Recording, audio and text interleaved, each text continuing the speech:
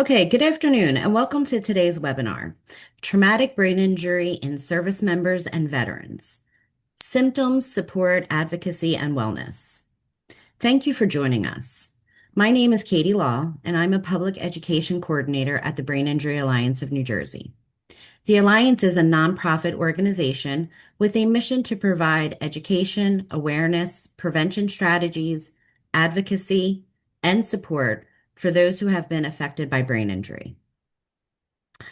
I would like to announce, you'll see on the slide here, we'll be hosting a program on June 24th on everyday wellness, skills, and support for life after brain injury. This is a free virtual event designed for individuals and families impacted by brain injury. You can check out our website for more details. Also, in the beginning stages is our 5K run, walk, and roll for brain injury awareness, and you can see our locations at Paramus, Mount Laurel, and Bradley Beach. Okay, a few housekeeping notes before we begin the presentation. All attendees' microphones have been muted. If you have questions during today's webinar, please type them in the Q&A box. We will answer as many questions as possible at the end of the presentation. The webinar is being recorded and will be available for viewing on the Brain Injury Alliance of New Jersey's website. At the end of the webinar, a link for a post-webinar survey will be placed in the chat. We value your feedback, and so you are encouraged to complete the survey. You must complete the survey in order to receive a certificate of attendance. Once you complete the survey, you will automatically receive your certificate of attendance via email. Our presenter for today is Dr. Genevieve Guevara. Dr. Guevara is currently in her last year as a resident physician in physical medicine and rehabilitation at Rutgers University, the Kessler Institute of Rehabilitation. She will begin her brain injury medicine fellowship at Hackensack JFK Medical Center in July of 2025. She received her Bachelor's of Arts in Neuroscience from Columbia University in the city of New York. She received a Master's in Biomedical Science and Neuroscience from Rutgers Graduate School of Biomedical Science and a Doctor of Medicine from Rutgers, New Jersey Medical School. She completed her preliminary year of internal medicine at Morristown Medical Center. Prior to medical school, she performed research in neuroscience, immunology, and in traumatic brain injury laboratory groups, from which she has authored and co-authored a number of peer-reviewed scientific articles. Finally, in addition to her work as a resident physician, she has been an active service member of the United States military as part of the New Jersey Army National Guard Medical Command. She holds the rank of captain and works primarily with service members injured in the line of duty as they rehabilitate to return to duty or to be medically discharged from the United States military. I am pleased to welcome Dr. Guevara. Hi, good afternoon, everyone. I'm just going to share my screen and thank you for the introduction, Katie. Mm-hmm.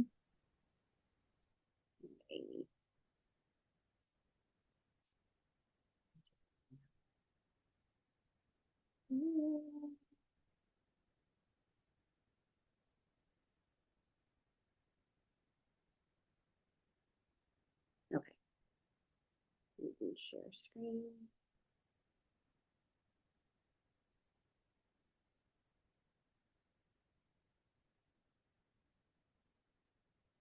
Got it.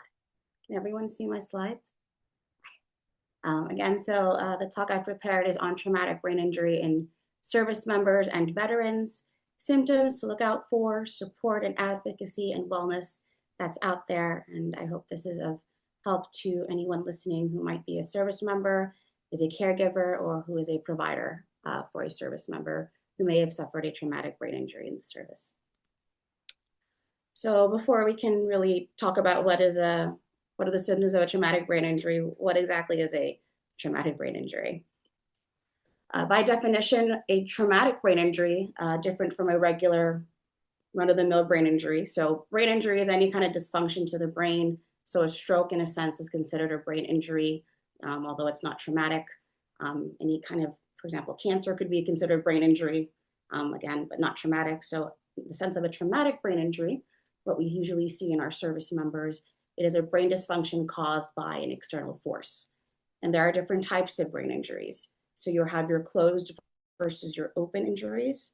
A closed injury, as you can imagine by its name, it involves blunt force trauma to the brain, but without any skull penetration. And an open traumatic brain injury would be an injury that involves some kind of penetration to the skull, often by an object. So those are two different classes of traumatic brain injury which have different sequela or symptoms that you may see after. Other ways we classify traumatic brain injury is mild, moderate, and severe. In the civilian realm, we typically use this using something called the Glasgow Coma Scale, which I will go over in later slides. Mild is a 13 to 15, moderate is a 9 to a 12, and then your severe is 8 and below. And this will all make sense in later slides. But these are just different ways that we classify traumatic brain injuries in case you have a loved one who was diagnosed with such, and if they gave them different descriptors, this is what those descriptors may have meant. This one? Yes. So prevalence of traumatic brain injury in service members and veterans, considering the amount of military presence we have had in the Middle East in recent years, we've seen traumatic brain injury become the signature injury of the Iraq and Afghanistan conflicts.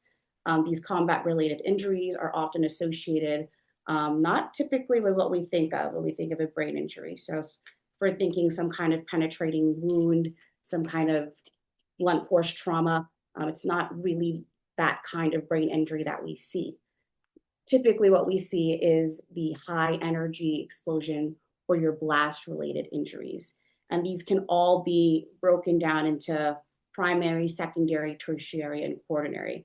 Again, I'm giving different breakdowns in case you were given these descriptors as a loved one with someone who was suffered from a brain injury, if you're a caregiver or provider who was given this military script that said they suffered XYZ.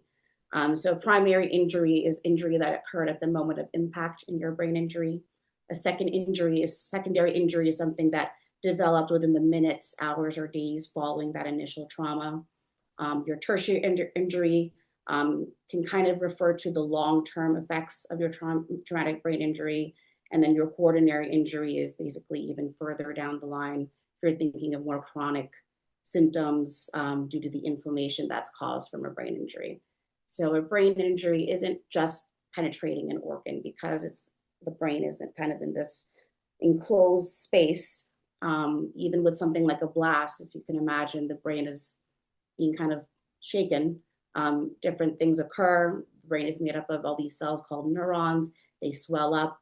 So there are all the sequela of different things that can happen even after that primary injury that happens in the field. Another thing to consider when you're taking care of service members who may have had a traumatic brain injury is that it's often associated with polytrauma.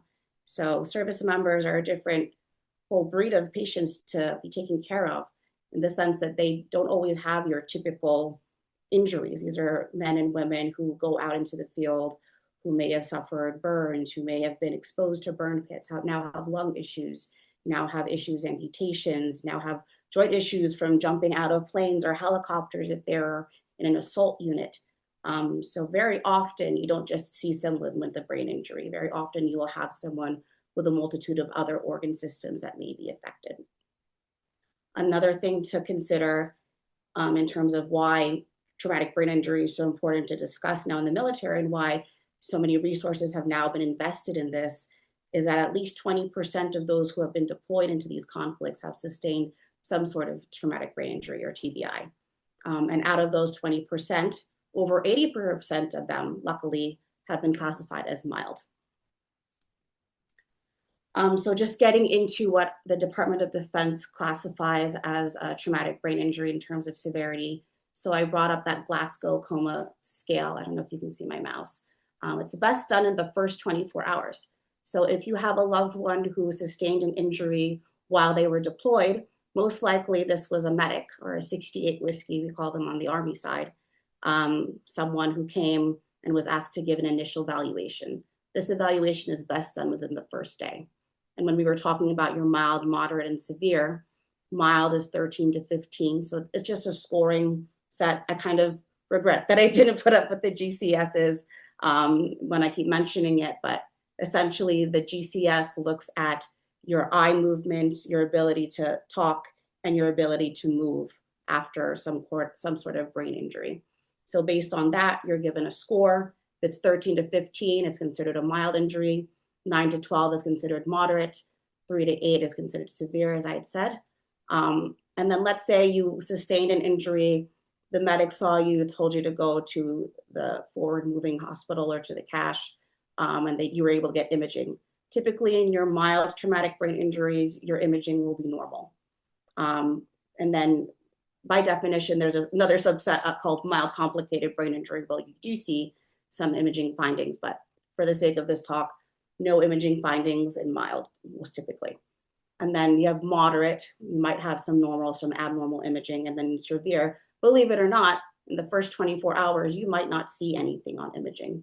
You may have sustained a severe brain injury and not really have any changes in your imaging in the first 24 hours of that CT head imaging that you'll get. Another thing we look at is your consciousness level after your brain injury. So in your mild, you typically expect maybe minutes of loss of consciousness, moderate, a little bit more up to a day. Severe, you would expect to see greater than 24 hours of a loss of consciousness. Alteration of consciousness is something that I realize, having at least anecdotally, sometimes people don't realize they had. So alteration of consciousness doesn't just mean, I don't know where I am, I don't know what day it is. It can be something very simple as not being able to remember something new or just being confused for a second. And that can, for a second, about where you are or what you're doing, that sort of thing. So even something as simple as being confused is considered an alteration of consciousness. And again, based on how severe your brain injury is, that dictates your mild, moderate, or severe. Another thing we often see in brain injury is amnesia. And this can be what we call retrograde or anterograde. Retrograde is I can't remember things from the past. Anterograde is I can't make new memories. So any of those types of inability to use memories after a brain injury is usually seen. So again, 0 to 1 days in your milds, 1 to 7 in your moderates, and severe greater than 7. So after your brain injury, what are some things that we may see? So often the cognitive and sensory impairments are more obvious. Sorry, let's backtrack. Sorry, usually the physical and long-term health risks are the things that we know about. So you're higher risk of getting CTE and dementia. You hear about your boxers and other fields developing Parkinson's disease later on. So yes, having a traumatic injury, brain injury, does increase your risk of developing more serious brain conditions later on in life. But what we've seen in service members is that they sometimes do not realize that the cognitive and sensory impairments may be because of their traumatic brain injury. So sometimes difficulty in remembering things, finding that they often have a brain fog, finding that when they're trying to look straight or drive, it's more difficult than it was before. And even more relevant to the service member population are the emotional and behavioral changes. A lot of the times, sometimes we chalk it up to the mental health conditions that we see or associate with deployment, such as post-traumatic stress disorder. But what we see is that there is a big concordance between traumatic brain injury and PTSD. And whether what caused what, just having a traumatic brain injury can cause emotional and behavioral changes. So heightened irritability, mood swings, things that complicate your personal relationships and social interactions. It might not just be because of the PTSD. When you have a brain injury and you have that shaking kind of motion, the part of the brain that makes neurotransmitters like dopamine and serotonin are actually located centrally in your brain. So they're more kind of vulnerable to being disrupted when you have a brain injury. And people don't realize that sometimes that dysfunction of serotonin and dopamine, similar to what happens in your behavioral health issues, That's actually caused by the brain injury. Now you have a disruption in how much dopamine and serotonin are in your system. So just something to think about if you are someone or you know someone who's experienced a brain injury in the service. The emotional and behavioral changes may not just be the PTSD. So this really, really big checklist looks very overwhelming to me as a physician. And believe it or not, this is what the military has given, which is very thorough. And I'm glad that the resource is there. But this is called the Military Acute Concussion Evaluation. So this is what is given to our service members if they sustain a brain injury in the field.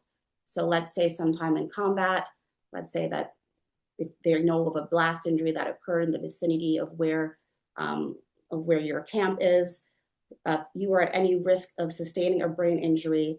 This is the testing that should be done by a medic or someone in some kind of military provider or medicine role to figure out if you had a concussion. So as usual, describe the incidents, observable signs. Were they lying motionless? Were they slow to get up?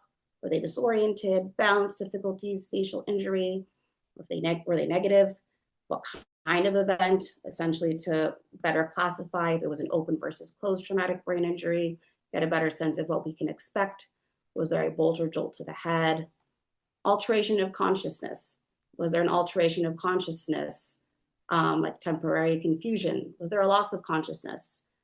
And for the most part, unfortunately, unless it was witnessed, as in Part D, sometimes this is unknown. Was there any post-traumatic amnesia? So if there's a period of time you can't account for, what was the last thing you remember?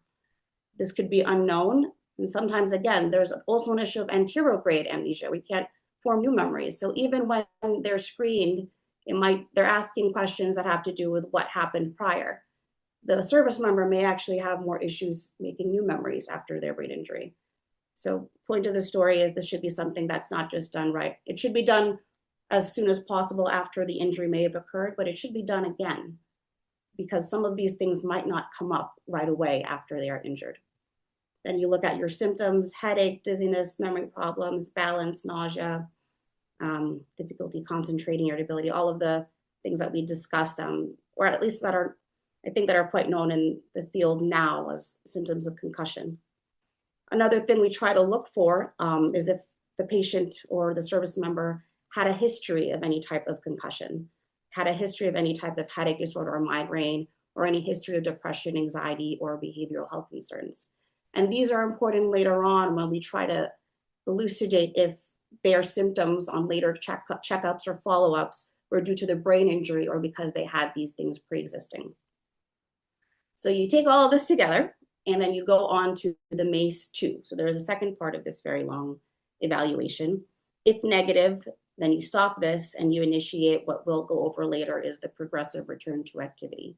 So it's 24-hour rest if you're deployed, and we'll kind of go over what the different stages are. You're supposed to commit these findings to the command, or I guess military terms, up the chain. And if there are any service members out there listening to, very important, please make sure that you get a line of duty, an LOD.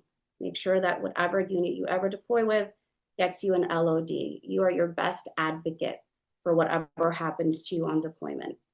Make sure that if you suspect you may have been exposed to some kind of brain injury, make sure that there's paperwork that can substantiate that so that when you get back, we can take good care of you.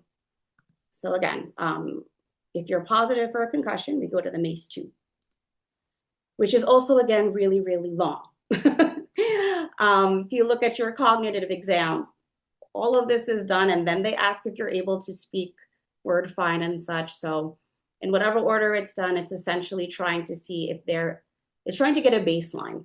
Because once there is a baseline of your cognition, of your immediate memory, we can now look at it later on as we reassess you to see if you're getting better or worse. That's why it's best done in the first 24 hours, because if we see that, okay, now they can now remember these a little bit better, so we can kind of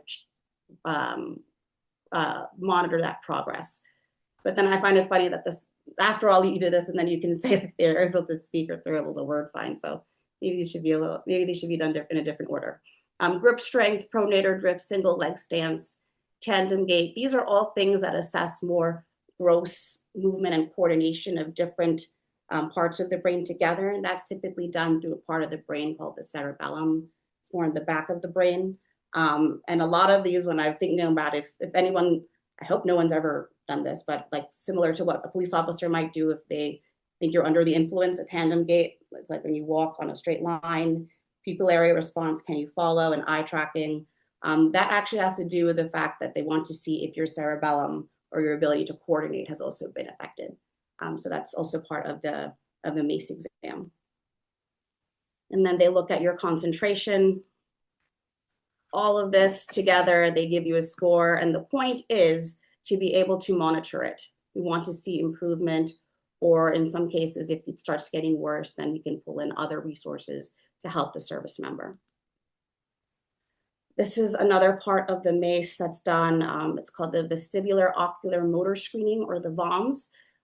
You don't do this if at all you think that there is some kind of issue with the neck or the cervical spine, but it's essentially looking to see how a patient's or a service member's eyes are speaking to the vestibular system or your balance system.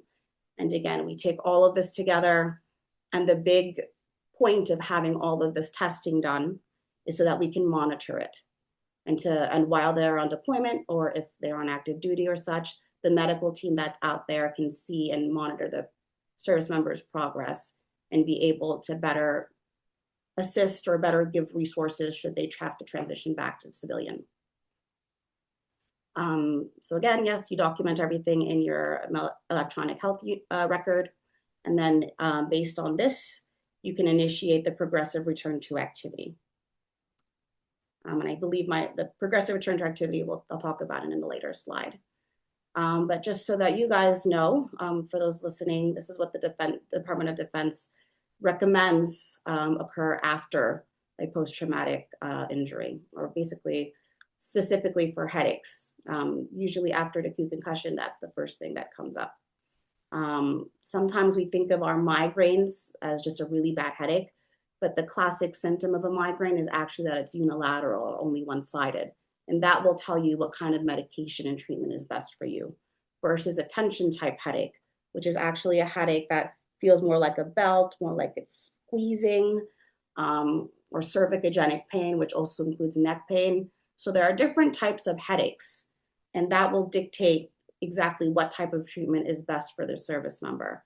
So when providers are asking you, what do you feel? Is it more on one side? Does it feel like it's squeezing, pulsing? This is all to figure out the headache type so that we can assess and figure out what medication is best for you.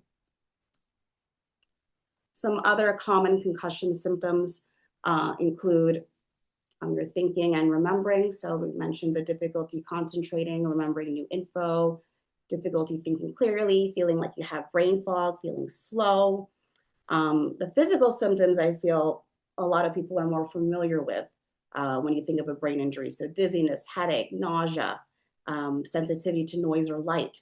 But maybe things that people don't realize are because of a brain injury and might attribute to something like PTSD or irritability. You become more emotional, more labile, things that usually didn't make you cry or make you nervous suddenly do.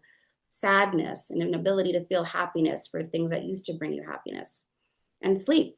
Some people just attribute it to, maybe I just need more time in bed. My body doesn't feel like it used to, but the brain, when it's injured, it needs time to get better. It needs time to be able, so you might get sleepy during the day.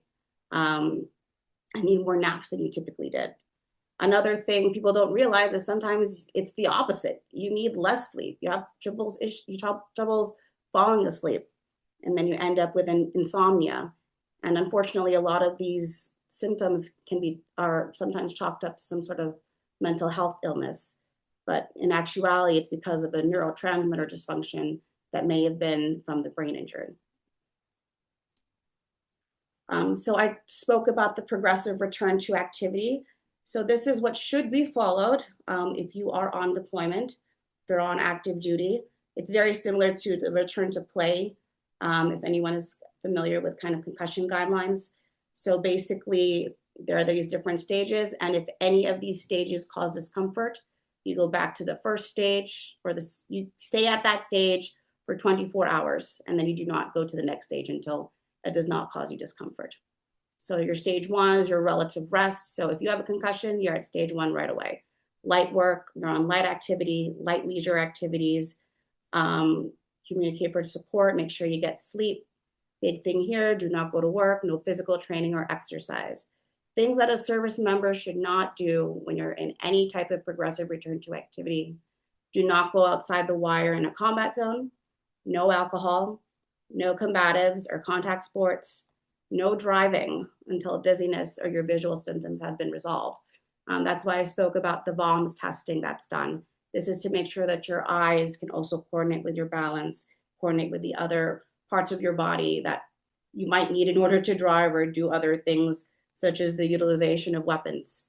You want to make sure that you're clear of all of those things. So until you're at a full return to duty, service members should not be doing anything here in pink.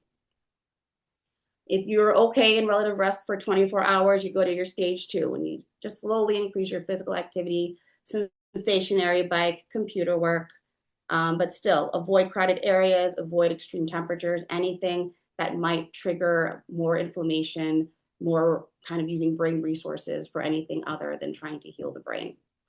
At stage three is when you can actually go back to work, but with limitations. So at that point, at least in Army speak, we call it a temporary profile. So it's a profile that the military provider should basically list out what they are able to do. And for the most part, we do follow this, where we'll write out no operating heavy machinery, no resistance or weight training, no riding in tactical vehicles, and you have to have at least, you can't have more than 8 hours of continuous work. And you can start doing more military specific tasks, cleaning weapons, doing checks. At stage four, again, just continuing that moderate activity, you start to give a little bit more of your resistance and weight training, a little bit more PT or physical training. Stage five, this is when, so only at stage five should a service member be going up to one of the military providers asking for a full return to duty. So at that point, you've already been gradually exposing yourself to more high-risk activities. You're already starting to resume your usual exercise routine and military tasks. So wearing your night vision goggles, putting on your battle rattle, taking part in simulations, all of that stuff should already be starting, but gradual and slowly. You should still be following the things that the service members should not do.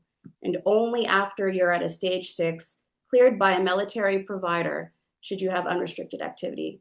And trying to stress the different ways, things that are being allowed to be done in the different stages. Because as you can imagine, in a combat zone where you do have all this high stress environment, you might not have the resources you have. Sometimes these things aren't followed to the T. Sometimes you might be called on to do X, Y, Z because you might be needed to help your battle buddies. In that case, again, that's why you always leave it up to your chain of command. But whatever it is, make sure it's documented. If at all you're at a place where you make the choice to decide to, okay, actually, I'm going to try to go follow up and help my team out. We're not here to police you. Everyone's an adult, but make sure whatever you choose to do, if you're on a deployment, if you have a loved one who may have suffered from something, and because they didn't want to have the stigma of chickening out, or so to speak, just make sure it's documented so that when you come back, the VA and all of your providers and your team can take care of you in the right way. Because if this isn't fully followed, then that means that we didn't return you to activity and you may have gotten further injured in some way by not being able to fully rest and recover. So just something for everyone to think about who might be a provider for someone who is in the service and had a brain injury, or for a loved one who has someone with a brain injury, or if you had a brain injury. If this was not followed, there is a chance that in going back to duty too early, it may have made your injury a little bit worse. Some other stress-related things to consider after a mild traumatic brain injury. These are more in the kind of the psychiatry field. So I have the QR codes here if anyone wants to take a picture of them if you are suffering from any of these disorders. So an adjustment disorder is more circumstantial. It happens after a stressful life event. such as sustaining concussions, such as deploying, such as seeing something difficult on deployment. It's signified by your preoccupation or excessive worry about it. But the big thing is that after the adjustment has happened, it's resolved. It's not something intrusive. It's not something that keeps coming back. Adjustment disorder is within that time frame of when that stressful life event occurred. Acute stress disorder is kind of like that middle ground between adjustment disorder and PTSD. So acute stress disorder can develop within days or weeks of having that life-changing event. You may have the intrusive memories, you may have that intense fear, helplessness, or horror. It might lead to you changing your actions. You are avoiding activities or people or reminders. But the big thing that differentiates acute stress disorder from post-traumatic stress disorder is the time frame. So acute stress disorder should resolve within the days or weeks or even months of when that situation is occurring. When it goes longer than 6 weeks, and when it starts to affect your daily life to the point that it's persistent, it's profoundly affecting your relationships, your ability to work, your daily activities, that's when we typically lean towards a post-traumatic stress disorder diagnosis. And again, these are just just so that you are aware, loved ones are aware, providers, therapists, service members are aware.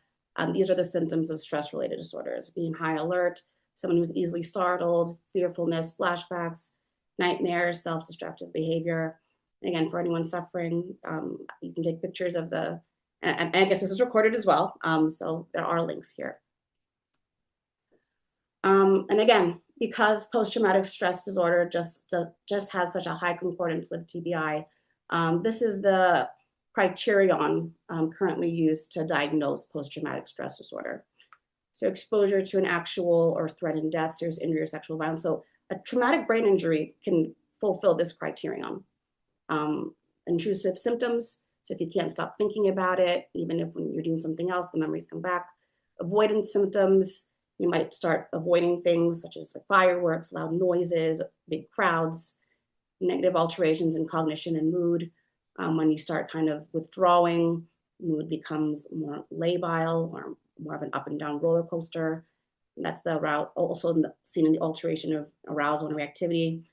Again, with the acute stress disorder, what differentiates it is when it lasts more than a month, and also when it significantly distresses or impairs your ability to function socially, occupationally, or in other ways. And again, to echo when we ask in the MACE if you suffer from any other conditions prior to when you had your injury, it's just to make sure that we can't attribute any of this to anything else you may have been having pre-existing. So they did a meta-analysis, and they showed that people with a traumatic brain injury were more than twice more likely to suffer from post-traumatic stress disorder compared with other trauma-exposed persons. Another finding that they had was that people with a traumatic brain injury and PTSD, in our service member population essentially, are at a significant risk for persistent difficulties. And that can include depression, pain, alcohol use, and sleep, which are all a recipe for a very, very difficult recovery time after your traumatic brain injury. So again, because PTSD and TBI are so closely linked, it's important to consider what can help with the PTSD, what can help with the TBI, what may have been caused by what, and just being aware that those two conditions together are a recipe for not being able to recover in the best way, because they are at a significant risk of developing longer-term consequences. So with all of that said, what do we have in place for our veterans with TBI? So I put a list up here in the hopes that either if you want to take a picture of it, it'll be recorded. But we do have the Brain Injury Alliance of NJ, so BIANJ, their hotline, their email, you can ask them. And I especially would like caregivers, if you're listening, to take note of these resources that are available. The TBI Fund, which is run by the Division of Disability Services in New Jersey, you can contact that number, and it's prompt number 1, and you can start the application process for the TBI Fund, which can help you finding accommodations, finding resources, just putting you on the right track and putting you on that radar, so that even if you don't experience symptoms right now, should you have symptoms later on that could be because you sustained a brain injury, especially while in the service, you're at least linked up with the system to find resources. Within the state of New Jersey, we also have things through the Department of Military and Veteran Affairs, or DMAVA. We have our very robust VA system over at East Orange and at Lyons. We have the Veterans Crisis Line, and we do have Military One Source. And again, I highly encourage caregivers, especially. I know having or being in the military, there is sometimes a stigma, and sometimes service members are very hesitant to admit that they may suffer from PTSD, or they may be suffering from these symptoms and may not be more apt to ask for help. You as a caregiver can also be an advocate for your loved one. So you as a caregiver can also speak to somebody and see what is a way that you can best help them. Just to say again, within the Department of Veteran Affairs, we have a polytrauma system of care. So there are multiple hospitals, and East Orange is actually one of them, where they have specialized rehab programs for service members with TBI and polytrauma. And polytrauma is just, again, when you sustain multiple severe injuries, in addition to having a brain injury. So for those in New Jersey who are listening, you can reach out to the East Orange VA and be assessed. And should they find you positive for TBI and polytrauma, you will be given access to those specialized programs. Another thing, because the DoD has recognized TBI as a signature injury of these conflicts, there is a Traumatic Brain Injury Center of Excellence. If you go over to their website, just Google it. There is a ton of information and fact sheets. Some of them I've used here, but resources and support for the military community as it relates to TBI. More importantly, as it relates to reintegration. And finally, again, reaching out to the caregivers. There is a support line. Please utilize it. Please do not be afraid to, even if there's like an inkling that this might be something that's ongoing, you should know that you are not alone, and that if this happened because of the military or because of something that your loved one did in sacrifice, you should be able to be given the resources and support to help you care for them. Just again, circling back to what we spoke about in terms of long-term risks and consequences of PTSD and TBI. The reason why alcohol misuse and TBI are also very concordant is the fact that, well, again, the kind of age and the predisposition to having an alcohol disorder is also going to be more heightened if you had a TBI. So if you had a history of pre-injury alcohol misuse, if you're male between the age of 20 to 30, if you have a mental health disorder such as depression or post-traumatic stress disorder, and if you had a TBI, and it's actually usually more of the mild TBI or the concussion rather than the moderate or the severe TBI, which can lead to alcohol misuse.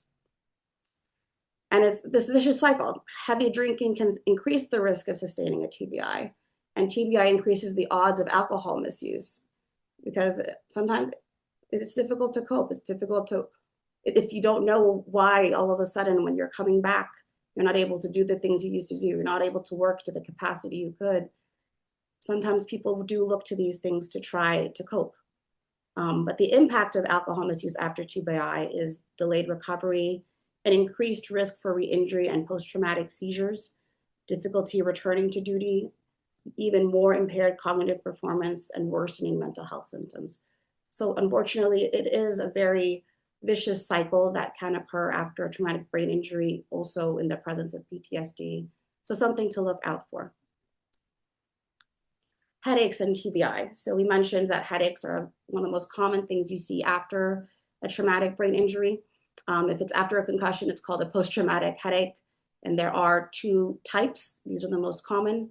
The migraine, it's severe in intensity, it's throbbing, but the very key point is that it's usually on one side and it gets worse, versus the tension type headache, which is mild to moderate, can feel like a consistent dull ache. And again, the medication and the different therapies that might be suggested to you by your provider will be different. So it's really important that should you start having headaches, keep a headache journal. Or if you're a loved one taking care of someone with a post-traumatic injury, encourage them to keep a journal, or maybe even try to keep a journal for them. Ask them when they have their headache. Ask them how it feels. Is it more on one side? Does it throb, or does it feel like it's a constant dull pressure? Does it feel tight? Are they nauseous? These can all help when you go and you see your doctor and they can help kind of recommend to you what would be best to help. But what should you do if you need immediate help? So if you have headache pain that is severe and different from what you've experienced in the past, for example, if it feels like the worst headache of your life, or what we call like a thunderclap headache, that is a different type of headache. You should be seen immediately, call 911, go to the emergency room. Any weakness, numbness, or tingling in the legs, changes in speech or your vision, or repetitive vomiting, that's all a red flag sign to go straight to an emergency room. How can you manage headaches? Again, all of these very much helped with a headache diary.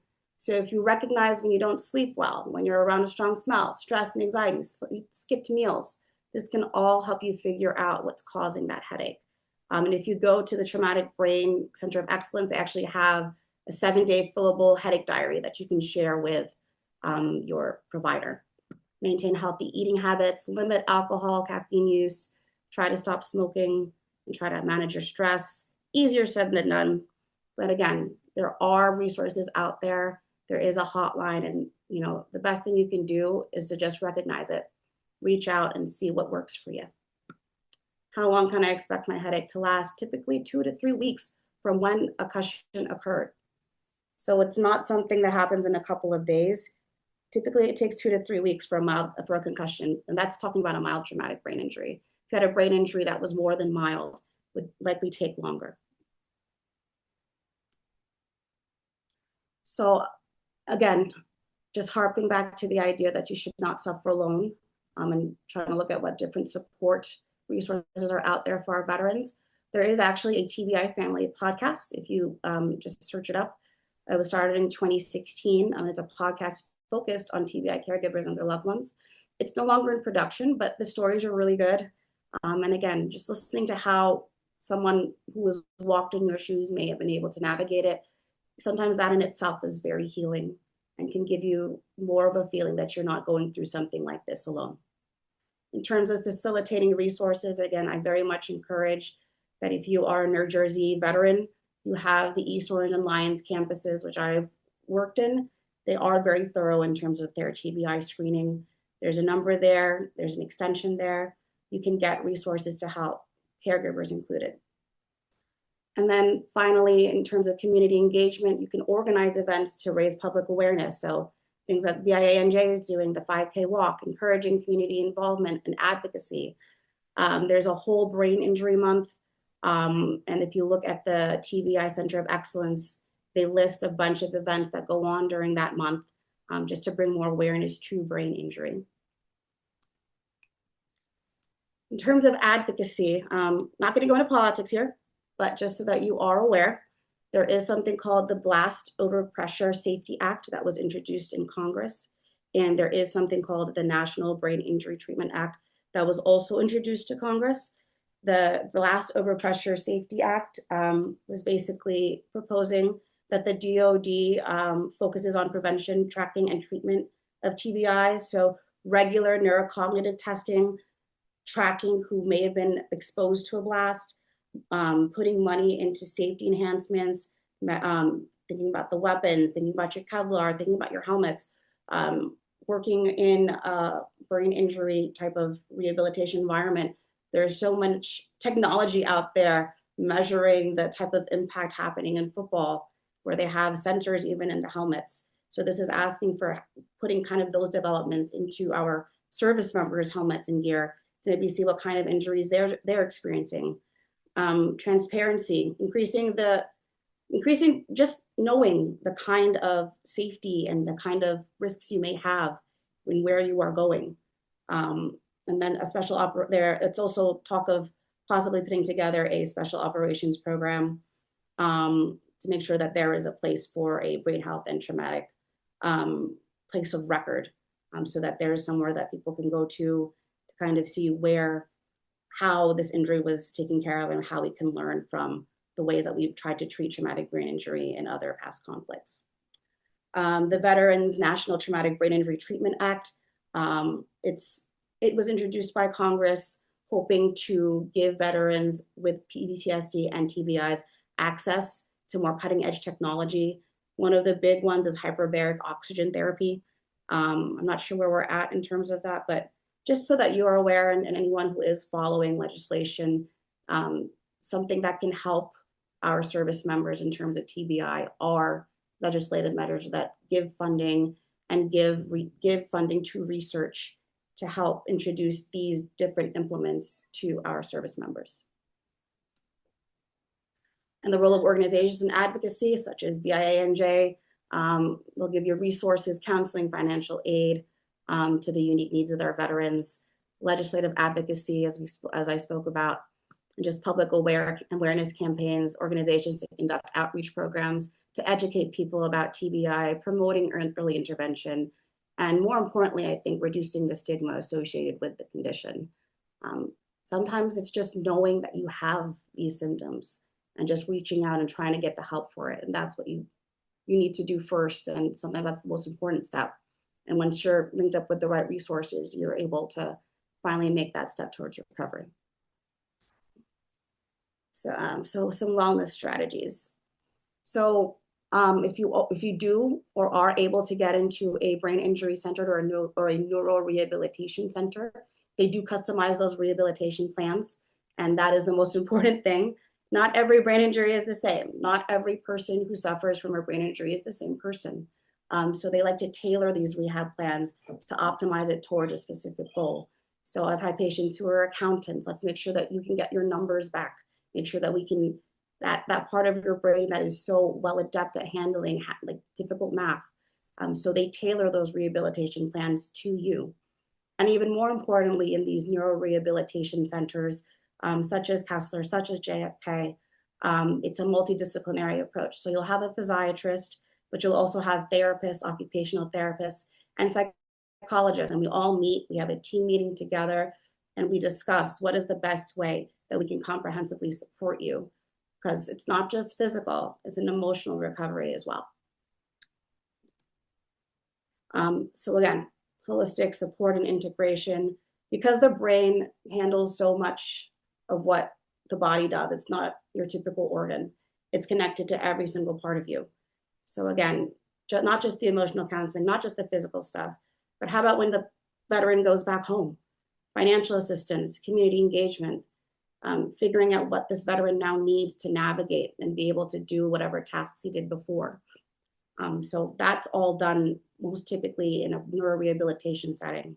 Or if you're not linked up yet, go to the VA, go and reach out to the TBI or the polytrauma support groups there and see what they can do, see if they can assess. They do home visits. They try to see what kind of durable medical equipment you might need to be able to get around and do your daily activities in the safest way. Importance of social connections. So again, if you're on this call, hopefully you got it through the BIANJ website, or if someone is trying to just know that you're not alone, be active in your community.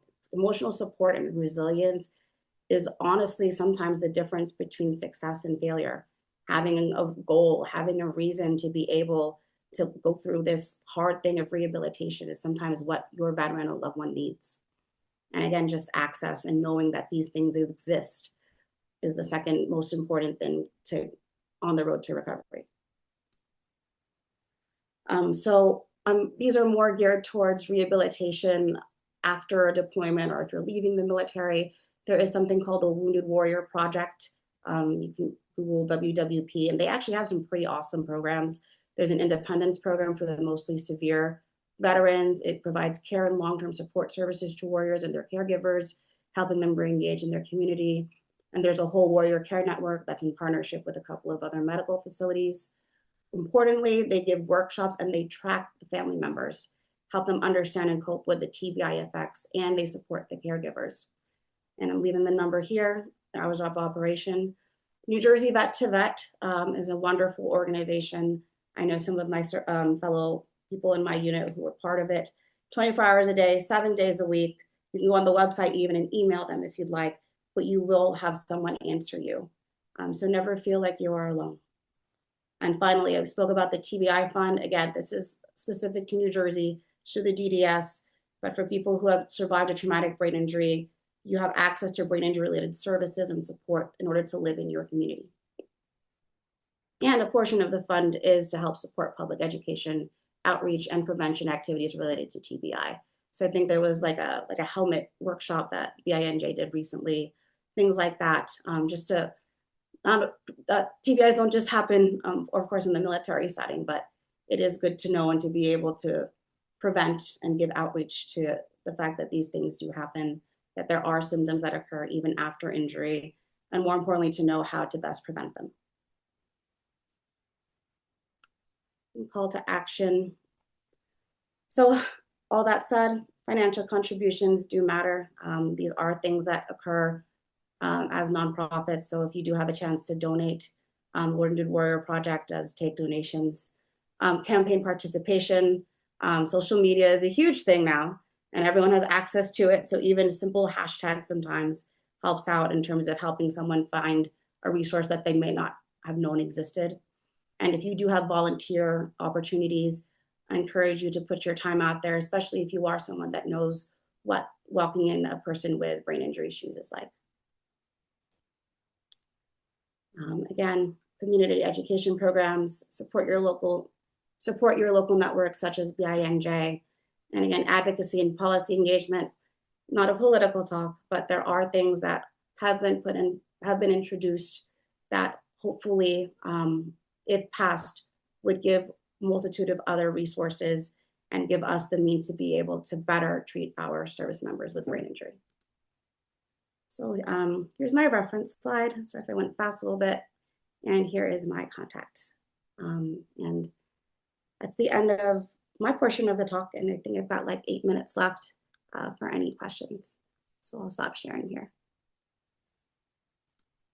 Great. Thank you, Dr. Guevara, for that really great presentation. It was really informative, and best of all, you gave a ton of resources, which hopefully everyone finds really helpful. So yeah, let's take a few questions now. It looks like we have a couple in the chat, but if you did not type your question into the Q&A, pull up the Q&A and put your chat in there. So given the political climate, do you see any interruptions in services for service members? Ooh, not going to make this chat political in any way, but I will say on my end at the VA, I have not seen any interruptions. We are still getting patients. We still have all the physicians that I started residency with. And over in my medical hold detachment, we are still seeing service members. So far, no, will not make this political at all. But as far as I can see, I have not felt any changes as of yet. Okay. And we have a question here about, so in the assessment, in the early stages of the assessment, are there things that, and I'm paraphrasing a little bit on this question, but are there measures in place that help if someone might be dishonest during one of those assessments for fear of being out of work or letting down his or her troops? Can you maybe talk a little bit about that? So it's hard because a lot of it is self-reported. A lot of it is, do you feel dizzy? And especially if you're someone where you don't want to let your battle buddies down, or maybe you were someone that played football before you decided to join the Army, and you are used to that kind of team dynamic of, okay, if I'm one man down, the rest of my team is down too. So I can't tell you to not lie. And there are objective measures there. That's why there is that cognition part. Can't really fake some of that. But if you're not able to talk, you can't fake not being able to talk either. So there is a more objective portion. Should the medic feel that I think there's more to this. And the fact that it happens again. So it's supposed to be periodically given, depending on basically if they scored negative or not. So yes, it is self-reported, but there are objective measures like in the neurological testing that can't be faked. And that's why I urge anyone who is a service member, a service member, they're going to get deployed. Anything that happens, get a line of duty. Because the hardest thing is post-deployment, when I see my service members, they say something happened to them and they don't even have a sick call slip. Just some kind of paperwork, some kind of documentation. You can't just write down that XYZ happened and then now later on you're experiencing things. Let the medic evaluate you. And all of those things that are given to the medic, I mean, you're in a blast zone. It's okay to have a headache and be dizzy. This is not your fault. And I think a lot of it has to do with trying to heal the stigma, but your best advocate is yourself. And I would personally hate if you came back and you're experiencing all of these symptoms, and the only way to be able to really say that this happened is for us to go backtrack and say you were actually in a zone that was hit by a blast. Maybe this is a traumatic brain injury, because then you should have been on light duty anyway.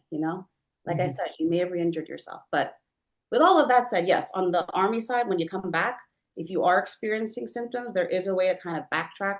You can look at your orders. We can see what symptoms you have.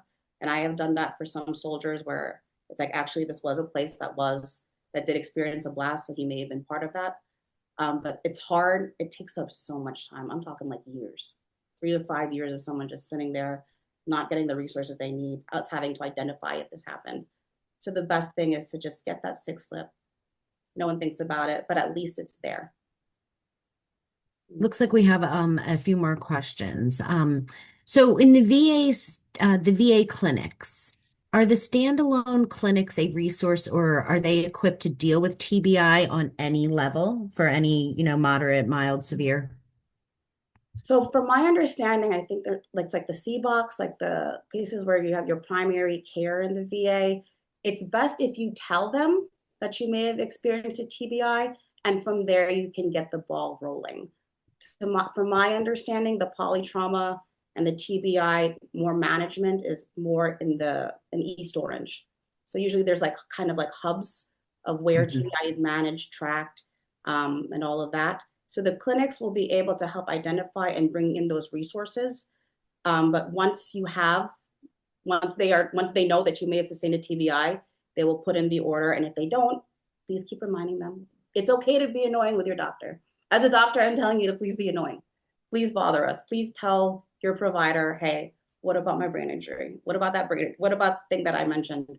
Make sure that they put in that referral so that you are reached out to by someone from East Orange, from that team, because there's a whole team. It's a whole like hour long neuropsychological testing to make sure everything is addressed. And just to have that resource for you, it would be a disservice if you don't get it. So from the clinic, it's usually more of that screening, and then they'll kind of refer you up.